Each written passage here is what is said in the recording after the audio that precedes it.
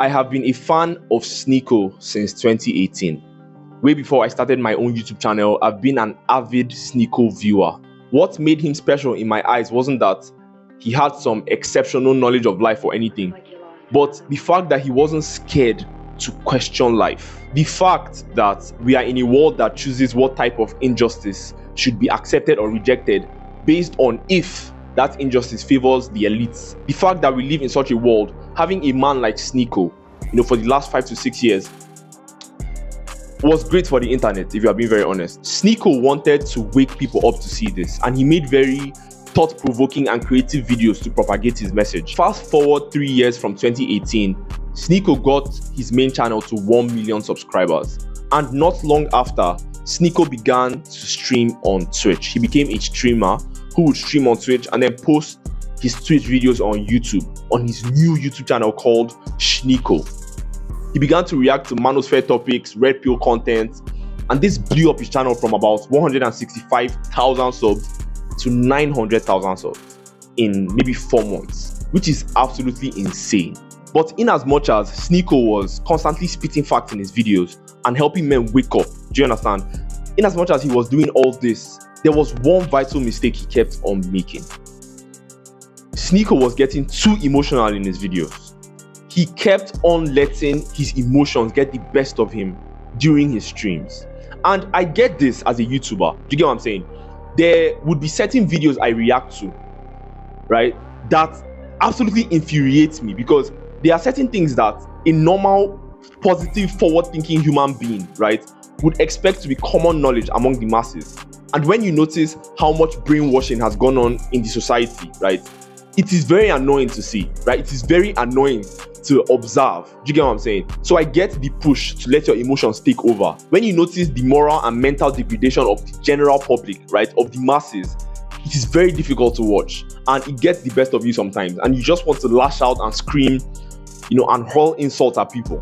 But that notwithstanding, as a creator in the manosphere, you need to understand the platform in which you're creating your content. You need to understand that there is definitely some form of bias against truth tellers, especially male truth tellers on the app where you create your content. You need to understand that there are certain minority groups that huge platforms like Facebook, YouTube, Twitter, for example, right, want to be on their side. So whatever slander is targeted at these groups, right, it leads to you being cancelled on these platforms. The highly emotional nature of the people who are in these groups lead them to uphold cancel culture as king, because it relieves them of the stress of having to argue or debate with people or groups that have an opposing worldview from theirs. Now, in as much as this is definitely an injustice to manosphere creators or just right-wing creators as a whole, you still need to figure out a way to put your content out there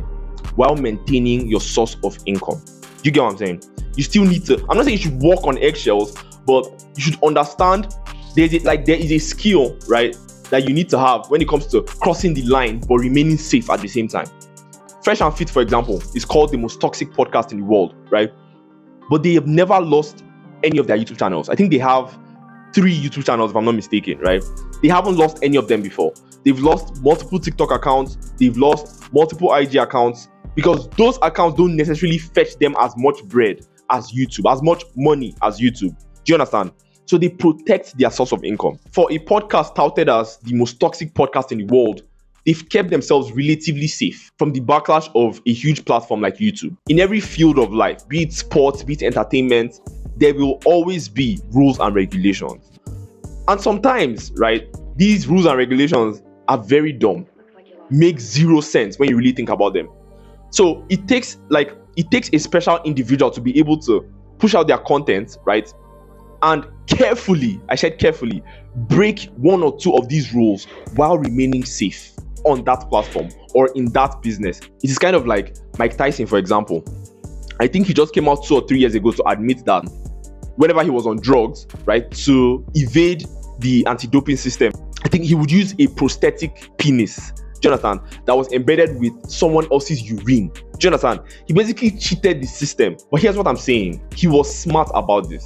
He didn't come out and blatantly say, you know what, I'm going to take drugs, you can have my sample, it doesn't matter because everybody else is on drugs anyway. Do you get what I'm saying? No. Do you understand? Even when you are breaking the rules, you have to be very smart about it. It's like in every field. I could say the same thing for UFC fighters who grab the cage while they fight. They do it once or twice the entire fight, right? The ref tells them, get your hands off the cage, but it doesn't warrant a point taken away from them. Do you get what I'm saying? But it gives them an advantage in the 1 or 2 moments where they grab the cage. My entire point in this video is you cannot defeat the system if you are completely erased from the system.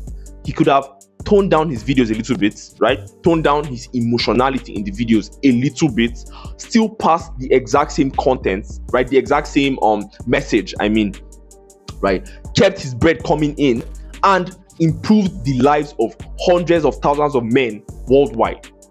That is what beating the system looks like.